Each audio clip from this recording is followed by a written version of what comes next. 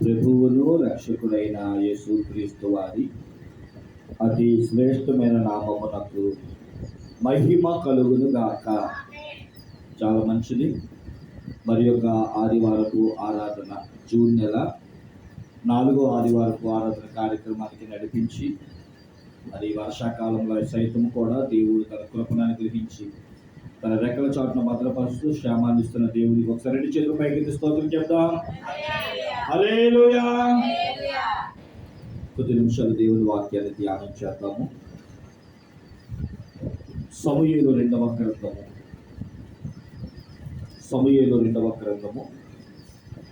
21వ అధ్యాయము.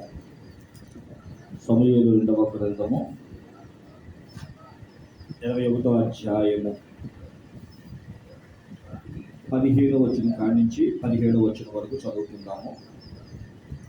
Page number 272, page number పాత నిబంధన పుస్తకంలో నుంచి 272 పేజీ నెంబరు. సమూయేలు 2వ గ్రంథము 21వ అధ్యాయం 15 నుంచి. ఫిలిష్తీయులకును ఇశ్రాయేలీయులకును యుద్ధము మరలా జరగగా దావీదు తన సేవకులతో కూడా దిగిపోయి ఫిలిష్తీయులతో యుద్ధము చేయనప్పుడు అతడు సొమ్మసిల్లెను. అప్పుడు రెఫాయీముల సంతతి వాడుగు ఇష్బోషెతు అను ఒకడు ఉండెను. అతడు ధరించిన ఖడ్గము కొత్తది, వాని ఈట 300 తులముల ఎత్తు ఇత్తడి గలది. నేను దావీదును చంపెదనని అతడు చెప్పి ఉండెను. సెరూయా కుమారుడైన అబీషై రాజును ఆదుకొని ఆ ఫిలిష్తీయుని కొట్టి చంపెను. దావీదు జనులు దీన్ని చూచి, ఇశ్రాయేలుకు దీపముకు నీవు ఆరిపోకుండానట్లు నీవు ఇక మీదట మాతో కూడా యుద్ధమునకు రావద్దని అతని చేత ప్రమాణము చేయించిరి. చాలండి. కొద్ది నిమిషాలు దేవుని యొక్క మాటను ధ్యానిద్దాం. ఈ సమూయేలు 2వ గ్రంథం 21వ అధ్యాయంలోని 15, 16, 17 వచనాలు ఒక సందర్భం.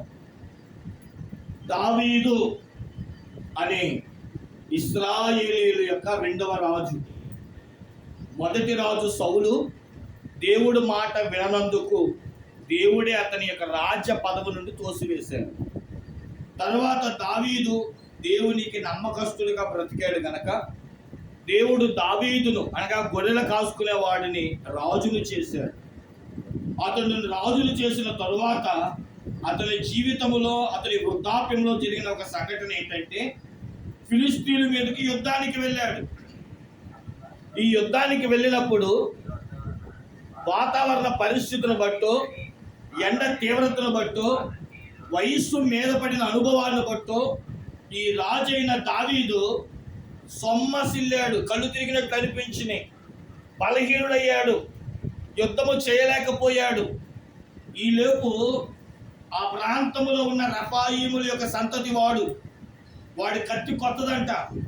అలాగే వాడి దగ్గర ఉన్న ఈటె 300 తులములు కలిగి ఇత్తడి కలిగిందంట.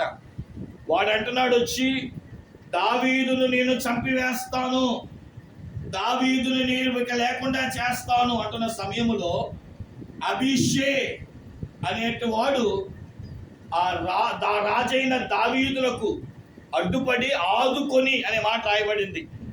దావీదును ఆదుకొని ఎవరైతే చంపేస్తానో అన్న ఫిలిష్తీయుని చంపి రాజుతో అంటున్నాడు, నీవు మాకు దీపం వంటి వాడివి, నువ్వు ఆరిపోతే, నువ్వు చచ్చిపోతే మాకు వెలుగెవరు చూపిస్తారు, కాబట్టి ఇక నుంచి నువ్వు యుద్ధానికి రావద్దు అని ఆ రాజైన దావీదు గారి చేత ప్రమాణం చేయించుకుంటాడు.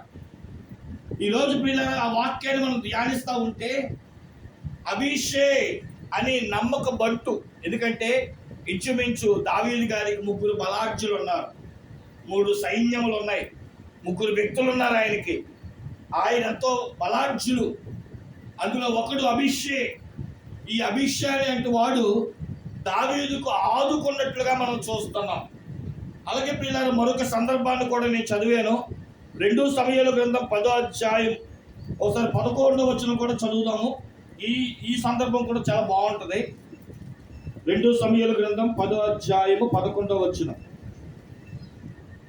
ఇది వేరే సందర్భం. ఇక్కడ ఏమని రాయబడింది?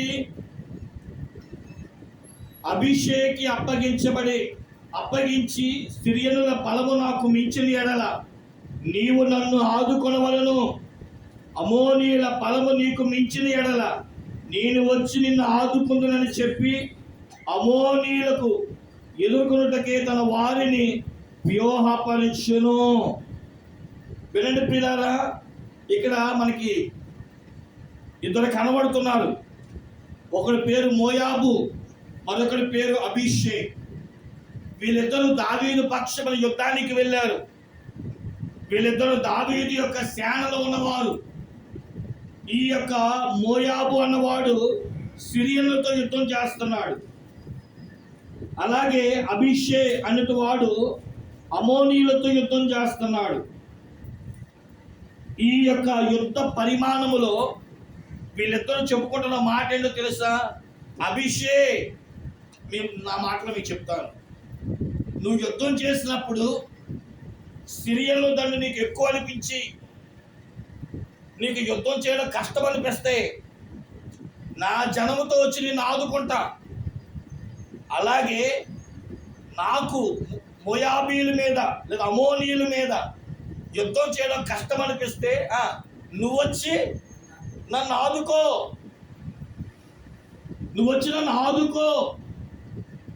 నీ అవసరాలకి నేను ఆదుకుంటాను. నాకు ఇబ్బంది అనిపించినప్పుడు నువ్వు వచ్చి నన్ను ఆదుకో. సందర్భాలు వేరవచ్చు గాక, కానీ ఈరోజు ఒక పదం మనం పదే పదే అనుసరిస్తూ వస్తుంది. అదేంటంటే ఆదుకోవడం.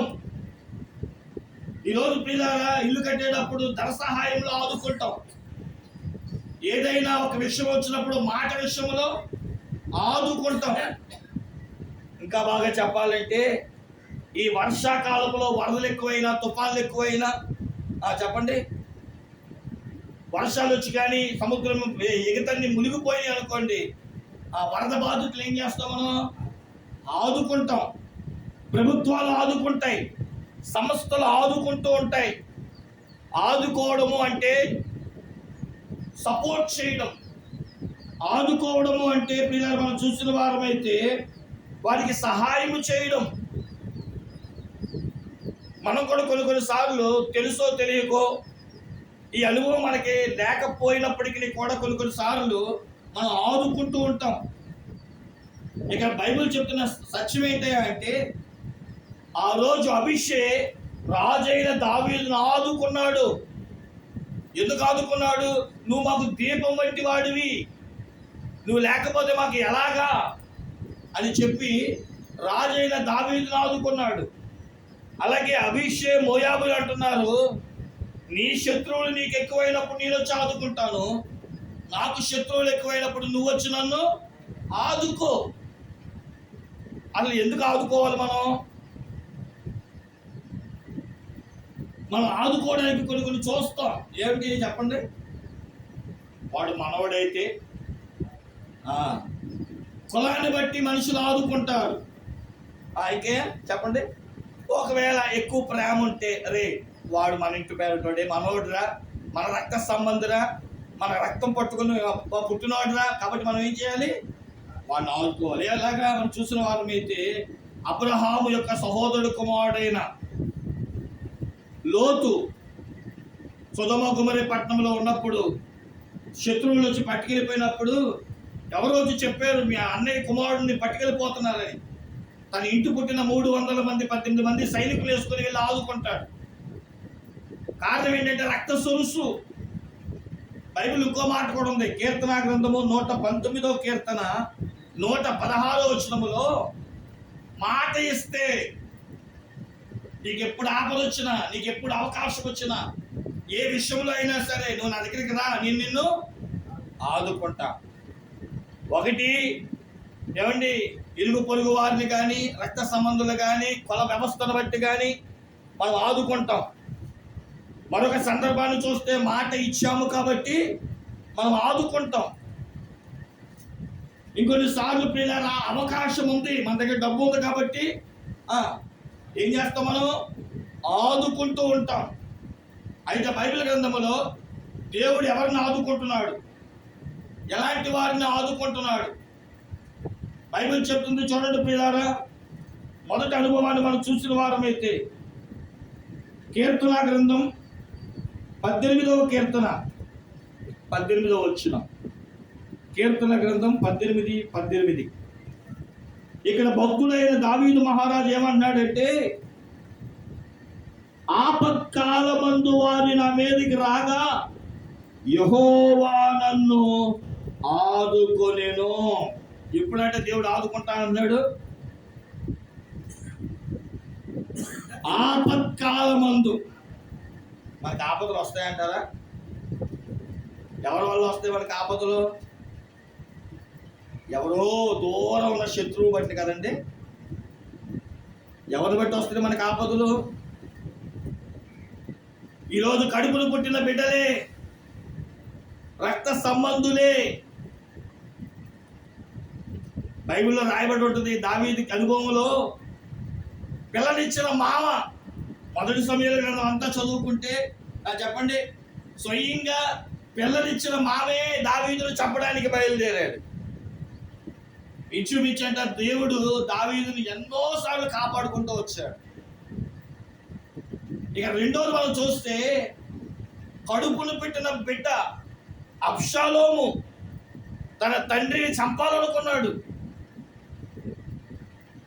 దేవుడు అబ్షాలోము విషయంలో కూడా దావీదును ఆదుకుంటూ వచ్చాడు. ఎక్కడి నుంచో రారండి శత్రువులు. కొన్నిసార్లు శత్రువులు మన ఇంటిలో నుంచే. చాలా మంది అనుకుంటాం మనకి వాడిని బట్టి ఆపద వస్తుంది, వీడిని బట్టి ఆపద వస్తుంది, ఆడిని బట్టి కన్నీరు వస్తుంది, వీడిని బట్టి శత్రువులు వస్తారు అనుకుంటాం. బైబిల్ చెప్తున్న మాట ఏంటంటే, మన శత్రువులంట మన ఇంట్లో నుండే వస్తారంట. అనొచ్చే మాట. కొన్నిసార్లు భర్తే శత్రువుగా మారుతాడు, కొన్నిసార్లు బిడ్డలే శత్రువులుగా మారుతారు.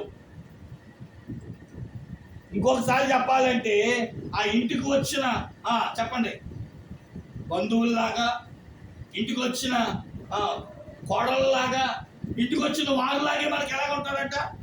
ఆపదలు తెచ్చి అవమానం తెచ్చేవారుగా ఉంటారు. ఎన్ని రానివ్వండి ప్రియులారా, ఈరోజు వాక్యం చెప్తుంది, నువ్వు ఆపదలో ఉన్నావా, నా దేవుడు నిన్ను ఆదుకొనును గాక. ప్రతి ఆపదలను దేవుడు కొట్టివేయును గాక. నీ కోసం ఆయన ఎక్కడికి రాగలడో తెలుసా? షడ్రక్ మెషక్ అబేద్నెగో వారు అగ్నిగుండములో 7 మారులు అగ్ని రాజేసిన. మనం అగ్నిగుండం అంటేనే తెలుసు, బగబగ మండి ప్రతి దాన్ని కాల్చివేస్తారు. రాజైన నెబుకద్నెజర్ అంట దాన్ని ఎన్నిసార్లు పెంచాడంట? 7 సార్లు పెంచాడంట. అంటే మంటను 7 అంతలు పెంచాడు. మనందరికి 2 అంతలే తెలుసు. అరే పొయ్యి సిమ్మిలో పెట్టంటాం, లేదా పొయ్యిని పెద్ద మంట పెట్టంటాం. మనకి 2 తెలుసు. సిమ్మి అయితే చిన్న మంట, పెద్దగా పెట్టుకుంటే స్ట్రైట్గా పెద్ద మంట. ఈ 2 మంటలే మనకు తెలుసు. కానీ ఆ మంట 7 అంతల రెట్టిపోయితే, భోగి మంట ఎత్తనే కాలిపోతుంది కాలిపోతుంది కాలిపోతుంది అన్నట్టుగా ఫీల్ అవుతాం. అదే 7 అంతలుగా అగ్ని రాజేస్తే బైబిల్ చెప్తున్న మాట ఏంటో తెలుసా ప్రియులారా? నా దేవుడు అంట వారి మధ్య దోతలాగా సంచరించాడట. దేవునికి మహిమ కలుగును గాక. పడవేసిన వారు కాలువేయబడ్డారు, కానీ పడిన షడ్రక్ మెషక్ అబేద్నెగో మట్టిగా బైబిల్ స్పష్టంగా చెప్తుంది. తల వెంట్రుక కాలలేదంట, వస్త్రపు చెంగు కాలలేదంట. ఇంకొక మాట రాశారంట, ఆ మాట నాకు చాలా ఇష్టం. కాలిన వాసన కూడా రాలేదంట. స్తోత్రం చెప్పండి, హల్లెలూయా.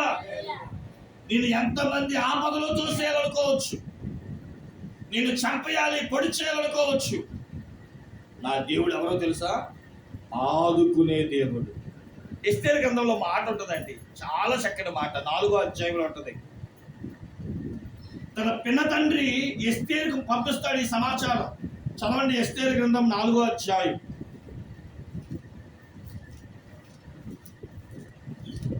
ఎస్తేరు గ్రంథము 4వ అధ్యాయం. మనందరికీ తెలుసు, ఈ హామాను అన్నటువంటి వాడు యోధా ప్రజలను చంపాలనుకుంటాడు. కారణం మొర్దెకై తనకు సాష్టాంగ పడలేదని. వినండి పిల్లరా, మొర్దెకై ఎప్పుడైతే నమస్కరించడో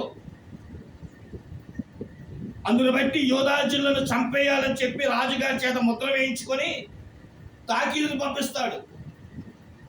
ఏమని దండోరా వేస్తారంటే, ఇంకొక 10 నెలల్లో యోధా జాతిని అందరినీ చంపేయమని రాజుగారి ఆజ్ఞ. ఈ ఆజ్ఞ ఫలానా ఆయన చేత జారీ చేయబడింది అని చెప్పి తమోరా కూడా వేయించేస్తాడు. బైబిల్ చెప్తున్న మాట ఏంటో తెలుసా? అప్పటికి ఎస్తేరు రాణి అయ్యింది ఆ యొక్క సునేమి కోటకి, షూషాను కోటకి.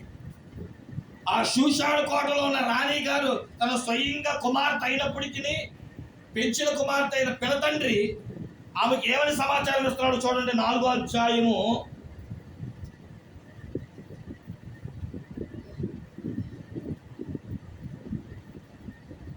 13-14 వచనాలు. మొర్దెకై ఎస్తేరుతో ఇట్లు ప్రత్యుత్తరం ఇచ్చి, రాజు నగరిలో ఉన్నంత మాత్రము చేత యూదులందరికంటే నీవు తప్పించుకుందువని నీ మనసులో తలంచుకొనవద్దు. నీవు ఈ సమయమందు ఏమీ మాట్లాడక మౌనముగా ఉన్న ఎడల యూదులకు సహాయము, విడుదల మరి యొక్క దిక్కు నుండి వచ్చును గాని నీవును నీ తండ్రి ఇంటి వారును నశించెదురు. నీవు ఈ సమయమును బట్టియే రాజ్యమునకు వచ్చితవని ఆలోచించుకోమని చెప్పిన నేను. వినండి పిల్లలు, నా మాటలు మీకు అర్థమైనట్టు చెప్తాను. స్వయంగా ఎలాగో కుమార్తె రాజుగారికి భార్య అయింది. మొర్దెకై ఏమనుకున్నాడంటే, అమ్మా నువ్వు వెళ్ళి మీ ఆయనతో మాట్లాడు. అదేంటండి చట్టం అలా ఇచ్చారు, యోధా జాతిని చంపేయడం ఏంటి, అవకాశం ఉంటే చెప్పు. నేను వచ్చింది యోధా జాతి నుండి అండి, నా జాతి నాశనం అయిపోతుంది అని. ఎస్తేర్ అంటది, బాబాయ్ లేదా నానా నేను ఎలా వెళ్ళగలను? రాజుగారికి ఒక ఆనవాయితీ ఉంది. రాజుగారి దగ్గరికి వెళ్ళి నిలబడినప్పుడు అంట, రాజుగారి దగ్గర మంత్రదండం ఉంటుంది, లేదా ఒక దండం ఉంటుంది, బంగారపు దండం. ఆ దండం నీకేసి చూపించాడు అనుకో, నువ్వు ఆయన దగ్గరికి వచ్చి ఏమైనా మాట్లాడొచ్చు. ఆయన నిన్ను పట్టించుకోలేదు అనుకోండి, నువ్వు ఆయన ముందుకు వచ్చి నిలబడిన ఆయన ఏమి నీకు దండం చాపలేదు అనుకోండి, ఆయన నీ వైపు చూడలేదు అనుకోండి, నిన్ను తీసుకెళ్ళి చంపేయాలి. ఇప్పుడు ఈవిడంటది, మా ఆయన దగ్గరికి వెళ్ళి నేను 3-4 రోజులు అవుతుంది. ఆయన దగ్గరికి వెళ్ళి నేను నిలబడినప్పుడు మా ఆయన నా మీద కోపంతో ఉంటే, రాజుగారి కోపంతో ఉంటే, నా మీద దండం కనుక చూపించకపోతే నేను చచ్చిపోతా. నీకు అర్థం కావట్లేదు, నువ్వేమో ఎల్లు మీ ఆయనతో మాట్లాడు అంటున్నావు. ఆయన రాజు, అవకాశం చూసి మాట్లాడతానంటే పినతండ్రి అంటాడు కదా, నువ్వు మాట్లాడినా మాట్లాడకపోయినా మా దేవుడు మమ్మల్ని ఏమి వదిలిపెట్టే దేవుడు కాదు. దేవునికి మహిమ కలుగున గాక. 34వ కీర్తన 17వ వచనంలో ఉంటుంది ప్రియులారా. 34వ కీర్తన 17వ వచనంలో చక్కటి మాట ఇక్కడేమో రాయించాడు అంటే ప్రియులారా, నీటి మంతుల మొర్ర పెట్టగా యెహోవా ఆలకించును, వారి శ్రమలన్నిటిలో నుండి వారిని విడిపించును. కాబట్టి ప్రియులారా, క్రైస్తవ జీవితంలో ఆపదలు అందరికీ వస్తాయి. దేవుడు నిన్ను ఆదుకోవాలి అంటే, భక్తుడు దావీదుని అక్కడ చెప్పుకున్నాం కదా, దేవుడు మనకి మాట ఇచ్చి ఉండాలి. కీర్తన 119, 116లో అనుకున్నాం. ఆయన మాట ఇచ్చాడా? ఆయన మాట తప్పే దేవుడైతే కాదు. ఆయన మాట ఇస్తే నువ్వు ఆదుకోబడతావు. ఆయనకు మనం దగ్గర బంధువు అవ్వాలి. ఎలా? ఆయన రక్తములో మనం కడగబడిన వారమైతే, ఆయన పోలికలోనికి మార్చబడిన వారమైతే, మనం బాప్తీసం తీసుకున్నామంటే అర్థం ఏంటంటే, క్రీస్తు యొక్క సారూత్రములో మనం అందరం కూడా ఆయన కుమార్తెలుగా మార్చబడుతున్నాం. కాబట్టి అయితే ఆయన బంధువుగా అయినా మార్చబడాలి, ఆయన రక్త బంధువుగా అయినా మార్చబడాలి, లేదా ఆయన మనకు మాట ఇచ్చైనా మనం ఆదుకోవాలి. ఎవరిని దేవుడు ఆదుకుంటాడు అంటే, ఎవరైతే ఆపదలో ఉంటారో ఆపత్కాలమందు నేను నిన్ను ఆదుకొనుదునని 2 సమూయేలు గ్రంథం 22వ అధ్యాయం 19వ వచనములో బైబిల్ తెలియజేస్తుంది. నీ జీవితంలో ఆపదలు ఉన్నాయా? అయ్యా పలానా రోగం నన్ను కమ్మేస్తుందయ్యా, పలానా జబ్బు నన్ను కృంగతీస్తుందయ్యా, పలానా వాడు నా మీద ఎగిరెగిరి పడుతున్నాడయ్యా, గొల్యాతులాగా నన్ను దిగమింగాలనుకుంటున్నాడయ్యా, ఇటు చూసినా నాకు పరిస్థితులు బాగోలేదయ్యా అని ఒకవేళ ఇక్కడ కూర్చొని ప్రభా నా పరిస్థితులు ఒకసారి దృష్టించు, నన్ను ఆదుకో అని నువ్వు అడగలిగితే నీ ప్రతి ఆపదలలో నా దేవుడు ఆదుకునే దేవుడై ఉన్నాడు. దేవునికి మహిమ కలుగును గాక. 91వ కీర్తన చదువుకోండి. ఎన్ని ఆపదలు ఉన్నాయో నా ప్రభు ప్రతి ఆపదలో నుండి ఎలాగైతే మోషే తన కీర్తన ద్వారా ఆ 10 తెగుళ్ళు, రాత్రి వేళ బాణలకైనను పగటి వేళ కలుగు ఎండకైనను ఏ అనారోగ్యముకైనను బాధకైనను తెగులకైనను నువ్వు బాధపడుతున్నావు, నా ప్రతి ఆపదలోను నా దేవుడు నన్ను ఆదుకును గాక, నా దేవుడు నిన్నును ఆదుకును గాక. కాబట్టి మొట్టమొదటి అనుభవం ఏంటి అంటే, ఆపదలో ఉన్నావా? అయ్యా నాకు ఆపద వచ్చిందని చెప్పు. దేవుడు అంటే నిన్ను ఆదుకునే దేవుడై ఉన్నాడు. ఇక రెండవది, దేవుడు ఎవరిని ఆదుకుంటాడంట? చూడండి ప్రియులారా, యోబు గ్రంథం 4వ అధ్యాయం 4వ వచనం. యోబు గ్రంథము 4వ అధ్యాయము 4వ వచనం. దేవుడు ఎవరిని ఆదుకుంటాడు అని అంటే, అక్కడ అంటాడు కదా, నీ మాటలు తొట్టిల్ల వారిని ఆదుకొని ఉండెను, కృంగిన మోకాళ్ళు గల వారిని నీవు బలపరిచితివి అంటున్నాడు. తొట్టిల్లిన వారిని ఆదుకుంటాను అంటున్నాడు. తొట్టిల్లడం అంటే ఏంటి? బలం తగ్గిపోతుంది. ఈరోజు చాలా మంది అంటుంటారు, అయ్యా నా గురించి ప్రార్థన చేయండి. ఏమది దేని గురించి ప్రార్థన చేయను? చెప్పండి. ఈరోజు ఎక్కువ మగవారికే కానీ ఆడవారికే కానీ కలిగే మొదటి సమస్య ఏంటి? అదే చెప్పండి, మోకాళ్ళ సమస్య. నడవలేక, కూర్చోలేక, మోకరించలేక, ఇది తక్కువ ఎంతైనా. కాబట్టి మోకాళ్ళ సమస్య. తొట్టిల్లు పోవడం అంటే నడక రాదని కాదు అర్థం. నడక తప్పుతుంది, నడవడిక తప్పుతుంది.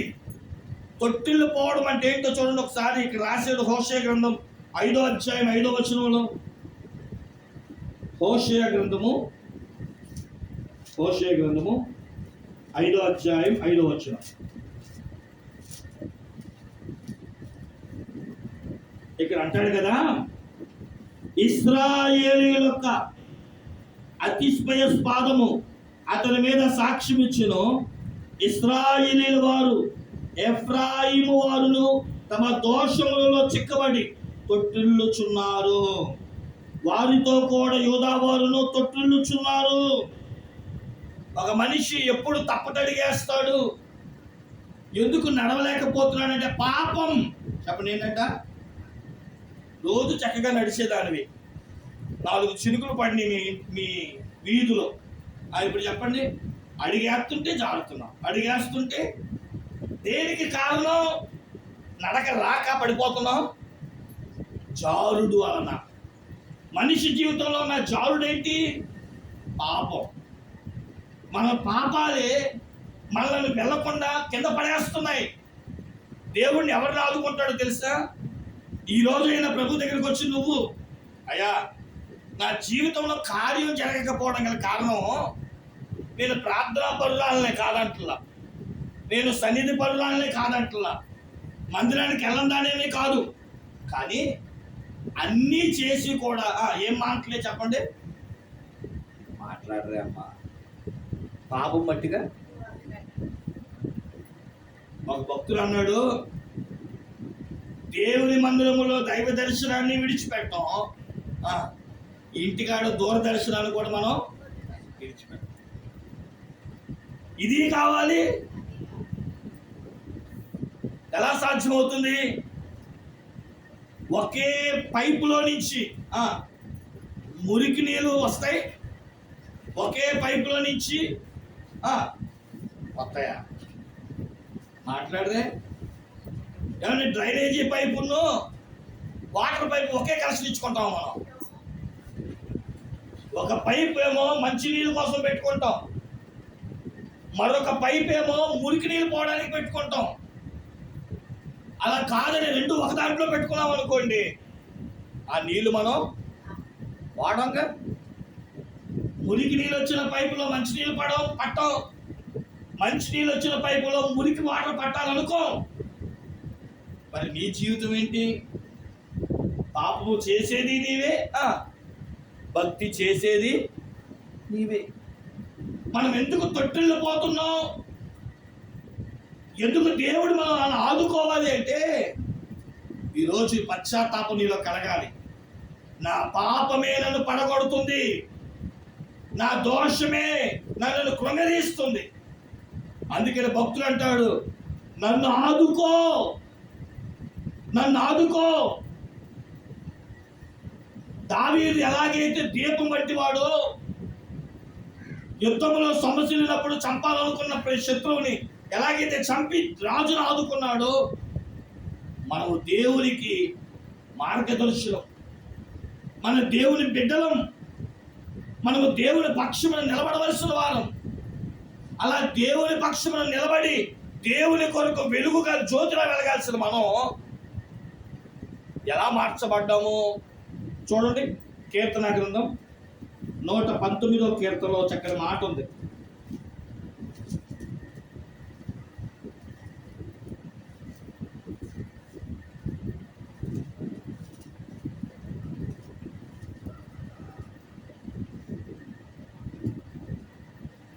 నూట 19వ కీర్తనలో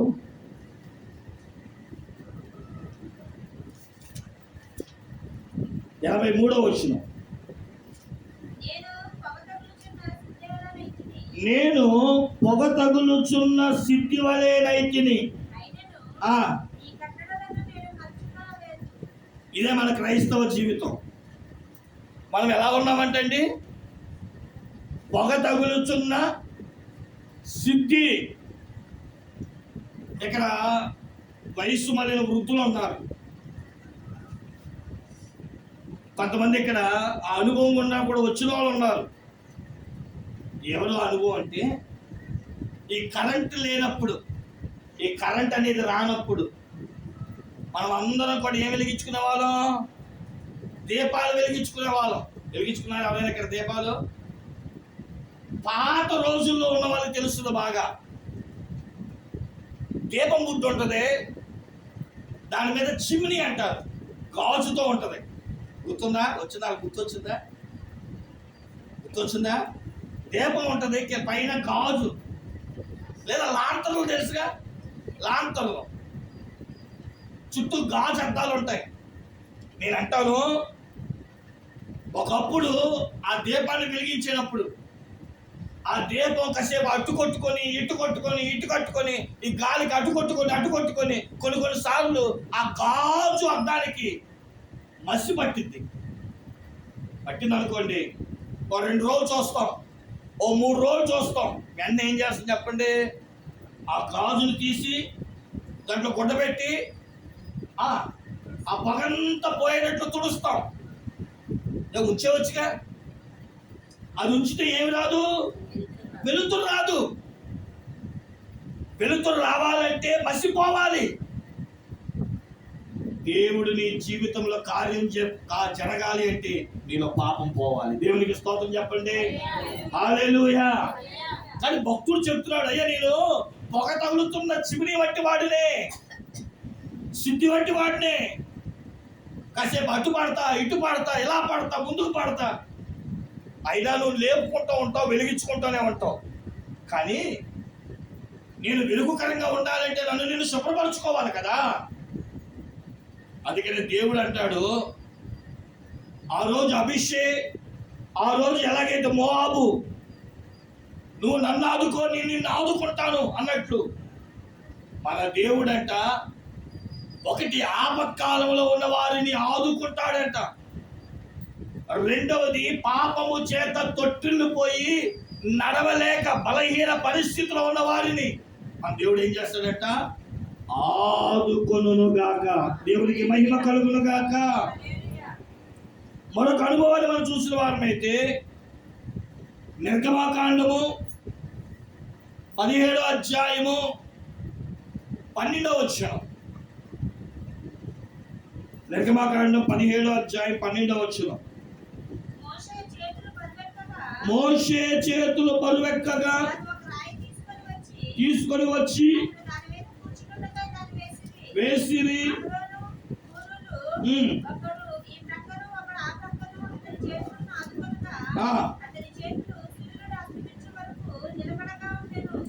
ఈ సందర్భం మనందరికీ తెలుసు.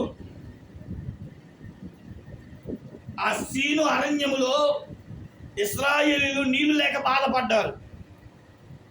మోషే మీద సొరిగినప్పుడు మోషే దేవుడితో మాట్లాడితే, కొండ దగ్గరికి వెళ్ళు, బండతో మాట్లాడు, ఆ బండ నీకు నీళ్ళు ఇస్తుంది, ఆ బండలో ఒక దెబ్బయి అది పగిలి నీకు జీవధారలు ఇస్తుందని చెప్పినప్పుడు వెళ్ళి మాట్లాడి ఆ కర్రతో కొట్టినప్పుడు ఆ బండ నీళ్ళు ఇచ్చింది. వాళ్ళందరూ నీళ్లు తాగి వాళ్ళు బలపడ్డారు. సొమ్మసిల్లిన అనుభవాల నుండి బలపరచబడ్డారు. ఎప్పుడైతే ఇశ్రాయేలీయులు దాహంతో అల్లాడిపోయారని, నీరసించిపోయారు, ఇదే సమయం అనుకుని ఆ నిర్గమాకాండం 17వ అధ్యాయంలో రెఫాదీములు అనేవారు లేచి ఇశ్రాయేలీయుల మీదకి యుద్ధానికి బయలుదేరుతారు. అప్పుడు మోషే అంటాడు, యెహోషువా నువ్వు కత్తి తీసుకొని వెళ్ళి కొంతమందిని తీసుకొని వెళ్ళి రెఫాదీములతో యుద్ధం చేయి, నేను పని చేస్తాను. ఏంటా పని అంటే, నేను కొండ మీదకి వెళ్ళి దేవుని సన్నిధానమందు చేతులెత్తి ప్రార్థిస్తాను అని చెప్తాడు.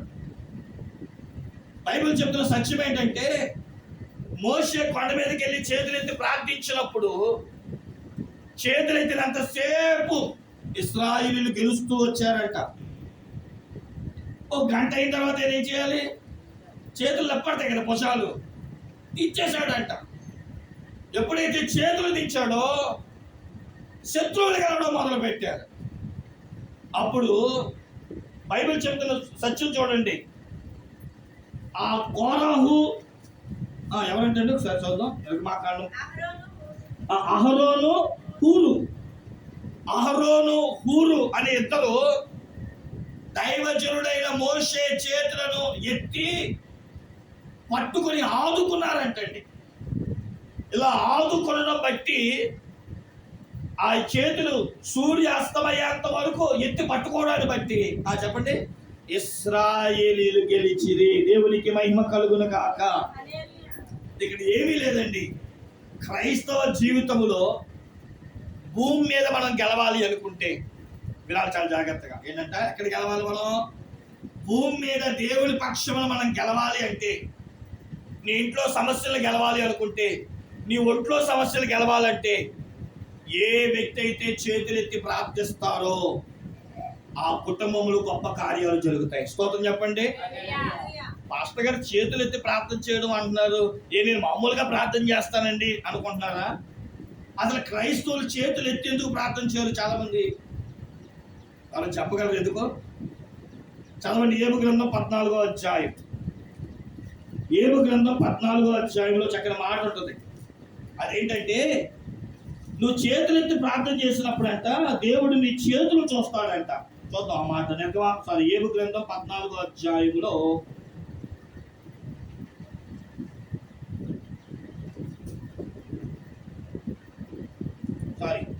11వ అధ్యాయం 14వ వచనం. ఏబు గ్రంథం 11:14. అది ఏంటంట, దేవుని ఎదుట చేతులు ఎత్తినప్పుడు ఏం కనబడుతుంది? ముందు ఈ చేతితో చేసిన పాపం కనబడుతుంది. మనం చేతులు ఎందుకు ఎత్తట్లేదంటే పాపం మనం చేస్తున్నామని తెలుసు కాబట్టి చేతులు ఎత్తారు. అసలు చేతులు ఎందుకు ఎత్తుతారు? ఒక చిన్న అనుభవం మీకు చెప్తాను. నిర్గమాకాండం 17వ అధ్యాయంలో ఉన్న అనుభవమే చెప్తాను. మోషే ఎక్కడ చేతులు ఎత్తాడు? ఆకాశం వైపు. చెప్పండి ఎక్కడండి? ఇప్పుడు అదే ఆకాశం అనుకుందాం, పైన ఉన్న చెట్టు ఆకాశం అనుకుందాం. ఇప్పుడు చేతులు మధ్యలో ఉండి ఆగిపోయినాయి. అంటే భూమి మీద నువ్వు గెలవాలి అనుకుంటే దీన్ని మధ్యాకాశం అంటారు. ఈ మధ్యాకాశంలో దెయ్యాలు ఉన్నాయి. చెప్పండి ఎవరున్నారు? అర్థమవుతుందా? మీరు ఎఫెసీయులకు రాసిన పత్రిక 6వ అధ్యాయం 11 నుంచి 14 వచ్చిన వారు చదువుకుంటే మీరు పోరాడుచున్నది చదువుతారన్నమాట. ఎఫెసీ 6:14 చదవండి.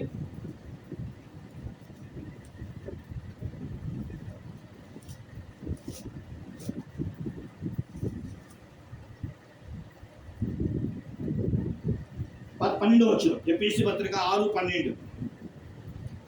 ఏలయనగా మనము పోరాడినది చెప్పాలి ఎవరితో కాదంటండి, శరీరంతో పోరాడాల్సి వస్తే ఏ కత్తో పట్టుకొని వెళ్తాం, కానీ మనం పోరాడేదంట చదువమ్మా, ప్రధానులతోనూ అధికారులతోనూ ప్రస్తుత అంధకార సంబంధులు.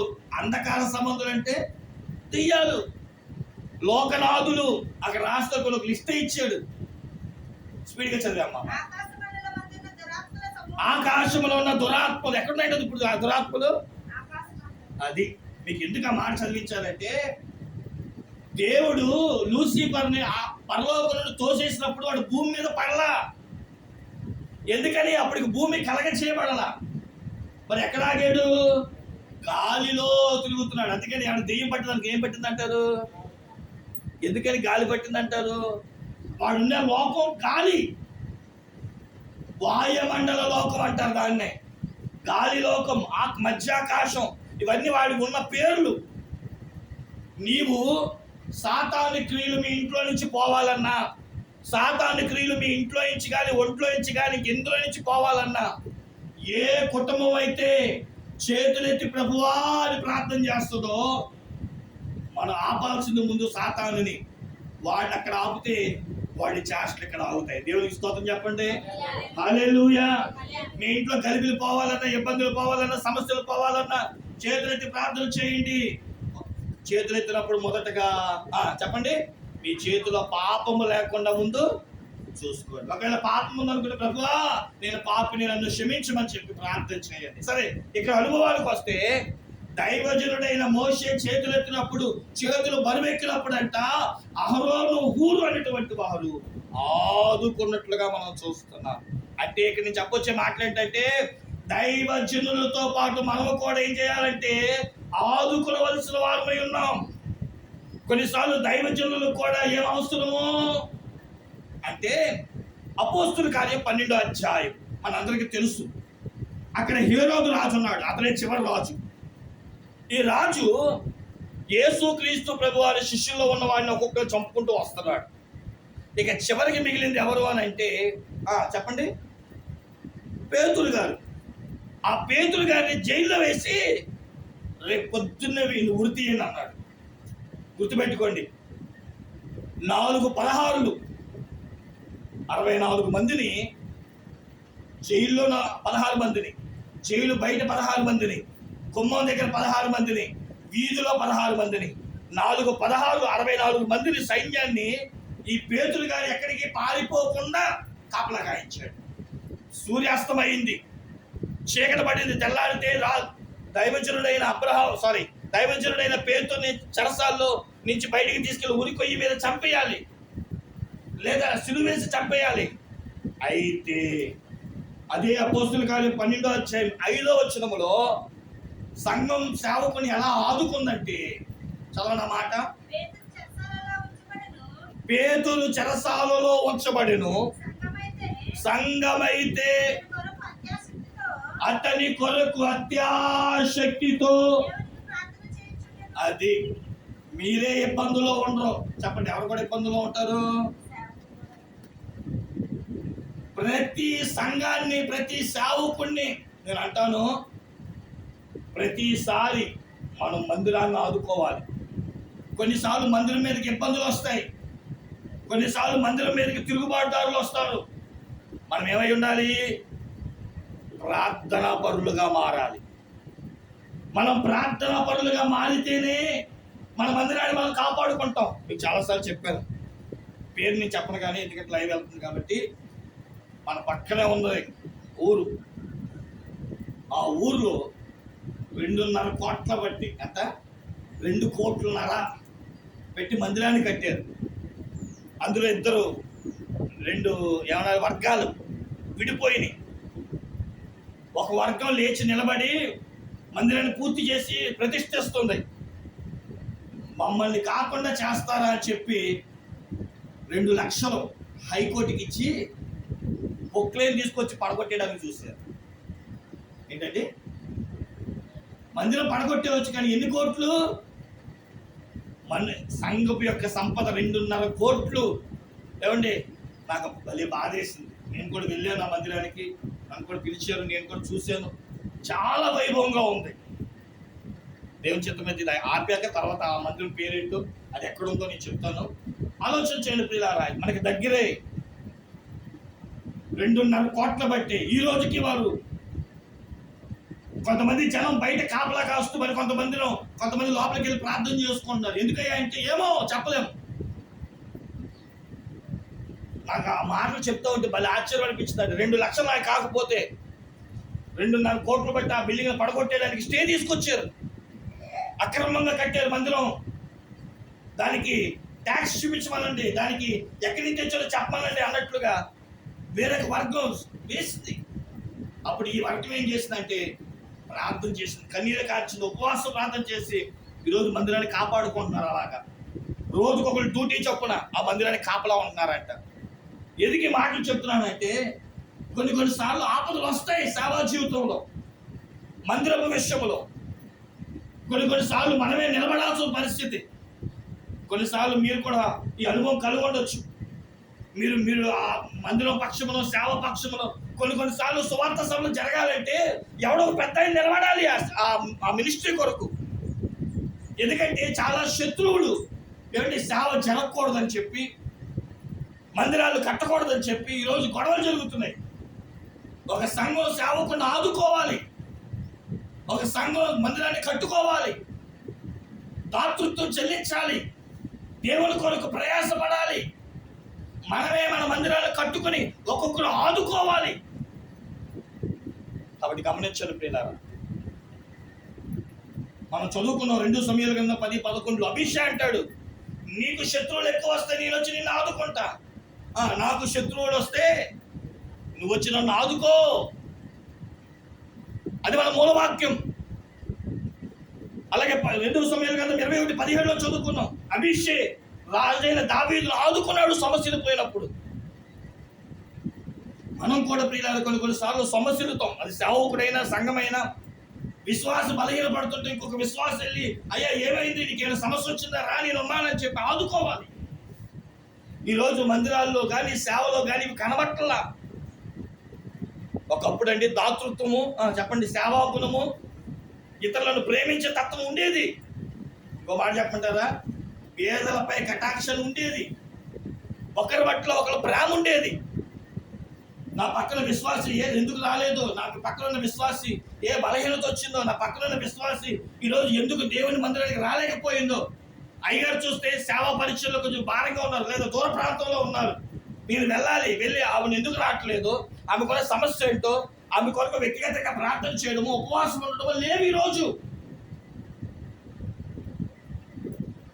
అందుకని భక్తులు బైబిల్ చెప్తున్న మాట ఏంటో తెలుసా, ఆదుకోవాలి. దైవజనుడు చెయ్యి భారమైనప్పుడు అహరోను ఒక చెయ్యి, హూరు మరొక చెయ్యి పట్టుకొని తమ జీవితంలో గెలుపు వచ్చేంత వరకు దైవజనుల పక్షమున నిలబడి ఆదుకున్నారంట. ఆ బండ మీద చెయ్యి పెట్టి పడిపోకుండా, దైవజనుడు బలహీన పడిపోకుండా ఆదుకున్నట్లుగా మనం చూస్తున్నాం. సేవా జీవితంలో బలహీనలు ఉన్నారు, కొంతమంది బలహీనమైన సేవకులు ఉన్నారు, బలహీనమైన విశ్వాసులు ఉన్నారు, బలహీనమైన ప్రజలు ఉన్నారు. మనమే ఆదుకోవాలి వారిని. నాకు అమెరికా వాళ్ళు కానీ ఇతర దేశంలో చూస్తే కానీ ముసలు అనిపిస్తూ ఉంటుంది. ఈరోజు దేవుని మహాకృప, అదే ఆలోచన, అదే సంకల్పం నేటి విశ్వాసుల్లో కూడా కనబడడం చాలా సంతోషం. కారణం ఏంటి అంటే, మీకు ఒకసారి చెప్పాను నేను, ఒక ఆయన మన పక్క ఊరు నుంచి, అమెరికా నుంచి ఆయనకి కొన్ని వేల రూపాయలు వస్తున్నాయంట ప్రతి నెల, నలుగురికి సహాయం చేయండి అని. నాకు తెలిసిన ఒక మిత్రుడికి, ఆ మిత్రుడు చెప్తున్నాడు, 1 సంవత్సరం వచ్చిన తర్వాత ఆవిడ నుంచి ఫోన్ వచ్చిందంట, ఒకసారి అమెరికా రారాదా అని. సరే, మరి ఎదుటి వ్యక్తి దగ్గరికి వెళ్ళి కనబడాలంటే కొంచెం ఉండాలిగా డ్రెస్, ఒక సూటు బూటు కొనుక్కొని, ఏమండి ఆవిడ పంపించిన అమెరికా టికెట్లు ఎక్కి వెళ్ళాడంట. అడుగుతున్నారంట, పలానా ఆవిడ ఎక్కడుంది అని. తీరా ఆవిడ ఏం చేస్తుంది అంటే ఐస్లు అమ్ముకుంటుందంట. చెప్పండి, ఏం అమ్ముకుంటుంది? Ice creams అమ్ముకుంటుందంట. వెళ్ళిన ఆయనకి షాక్ అయ్యింది. అమ్మా అక్కడ కూర్చొని మాట్లాడుతుంటే తెలిసిన విషయం ఏంటి అంటే, ఆమె 100 రూపాయలు వస్తాయంట, అందులో 10 రూపాయలు కానీ 20 రూపాయలు కానీ 30 రూపాయలు కానీ, డాలర్స్లో కదా మన భాష మీకు అర్థమని చెప్తున్నాను, తనకు వచ్చిన సంపాదనలో సగభాగం ఇలా సేవా సంస్థలకు కానీ ఇతర ఇబ్బందుల్లో ఉన్న వారికి కానీ ఇతరులకి అవసరాల్లో ఉన్న వాళ్ళకి కానీ ఆదుకుంటున్నారంట. నేను గుడి మీద చేసుకొని చెప్పగలను, దేవుడి మహాకృప చేత నాకున్న సామర్థ్యాన్ని బట్టి ప్రతి సంవత్సరం క్రిస్మస్ వస్తే ఒక సంస్థకి నాకు తోచినంత డబ్బు నేను పంపిస్తాను. ఎవరైనా వృద్ధులకు కానీ అనాథాశ్రయాలకు కానీ నేను పంపించడం చూసి కైట్లూరులో ఉన్న అన్ని సంఘం వాళ్ళు కూడా కొన్నిసార్లు వాళ్ళు బట్టలు పంచడం కూడా మీరు చూసే, చాలాసార్లు మనకి బట్టలు కూడా ఇచ్చారు. వాళ్ళు కూడా ఒకసారి బట్టలు పంచలేకపోతే డబ్బిచ్చి మీతో పాటు కలిపి నాకు కూడా అనాథాశ్రయానికి పంపించండి అన్నారు. ఆ విషయం తెలిసిన వీరమ్మగొండ సంఘం కూడా ప్రతి సంవత్సరం తనకు తోచిన వాళ్ళు కొంతమంది లేచి ఇదే క్రిస్మస్ సమయంలో ఏదో ఒక అనాథాశ్రయానికి కైకలూరు, వీరమ్మగుంట, నేను ముగ్గురు కలిసి ఏదో ఒక సంస్థకు మేము సహాయం చేస్తూనే వస్తున్నాం. అలాగే ఇంకొక ఆయన వ్యక్తిగతంగా మాతో పాటు కలిసి చేస్తున్నాడు. మళ్ళీ మాకంటి బ్రహ్మంగారి కుమారుడు, మీకు తెలుసు బ్రహ్మంగారి కుమారుడు అని వీరమ్మగుంటలో, ఆయన కూడా వృద్ధాశ్రయానికి వెళ్ళి యాప్లికాయలు ఇవ్వడం, అనాథాశ్రమానికి వెళ్ళి ఒక పూట భోజనం పెట్టడం. నిజమే, కొన్నిసార్లు మనకు దేవుడు ఇచ్చిన దాన్ని బట్టి మనం ఆదుకోవాలి. ఒక పూట భోజనం బైబిల్ చెప్తుంది, పేదలను కటాక్షించేవాడంటే యెహోవాకు అప్పిచ్చేవాడు. ఒక వ్యక్తికి భోజనం పెట్టడం, ఒక వ్యక్తిని ఆదుకోవడం మనకున్న దాంట్లో. నేను అన్నాను, అప్పు చేసి మరి పెట్టమంటున్నా. ఏంటి అప్పు చేసి మనకి పెట్టమంటున్నా? మనకు వచ్చిన దాంట్లోనే ఇతరులకు సహాయం చేస్తాం, మందిరానికి సహాయం చేస్తాం, సేవకు సహాయం చేస్తాం, అలాగే సేవా సంస్థలకు సహాయం చేస్తాం. మనకున్న దాంట్లో మన ఇరుగు పొరుగు వారికి సహాయం చేస్తూ మనం ముందుకు వెళ్ళిపోవాలి, ఆదుకోవాలి. ఇలా చెప్పుకుంటా ఉంటే బైబిల్ గ్రంథంలో చాలా ఉంటాయి. కాబట్టి చివరికి ముగిస్తూనే అంటున్నాను, ఒకరికి ఒకరు మనం ఏమై ఉండాలి? ఆదుకునే వారంగా ఉండాలి. అయితే ఈరోజు దేవుడు మనతో మాట్లాడుతూ ఉన్నాడు, నేను మాట ఇచ్చి ఉన్నాను. 119, 116లో నేను మాట ఇచ్చి ఉన్నాను, నేను నిన్ను ఆదుకున్నాను. మన దేవుడు ఎవరో తెలుసా? మనల్ని విడిచిపెట్టేసే దేవుడు కాదు. నీకు కష్టం వచ్చింది కాబట్టి నీకు కాసేపు సైడ్ అయిపోవాలనుకునే దేవుడు కాదు. మన దేవుడు అంట ఆదుకునే దేవుడు, అట్టి కృపా దీవెన దేవుడు. ఆయన కలువరి శిలువలో మన కొరకు ఆదుకొని, నిజంగా నరకానికి వెళ్ళిపోతున్న మనల్ని దేవుడు ఆదుకొని, ఏ మంచి లేని మనల్ని పరలోక రాజ్యానికి తీసుకొచ్చాడు. మనం కూడా పిల్లలు ఒకరినొకరు ఆదుకుంటూ, బలహీనలను ఆదుకుంటూ, తొట్టిన వారి కొరకు ప్రార్థిస్తూ, ఉపవాసం ఉంటూ ప్రయాసపడదాం. దేవుడి మాటలు దీవించును కాక.